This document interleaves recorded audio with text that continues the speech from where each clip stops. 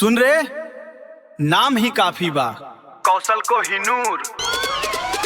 गलियन में चर्चा बा हमारा नाम के, सब लोग डरेला हमारा काम के। सीधा बा चेहरा, दिल में आग बा, दुश्मन खातिर अलग अंदाज बा। कौशल कोहिनूर नाम सुन ले भाई, एरिया में चलेला अपनी बादशाही।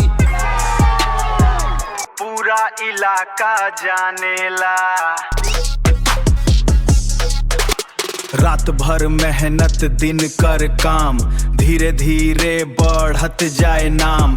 झूठा लोग बस बात बनावे, हम तो अपना दम पे आगे जावे।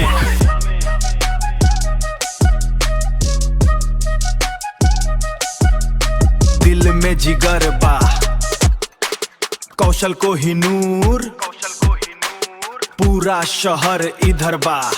दोस्त लोग साथे पूरा टोली तगड़ी, हमारा सामने ना चले गलत गिरी। मेहनत से बनौले बानी पहचान, आज हर जगह गूंजे हमार नाम।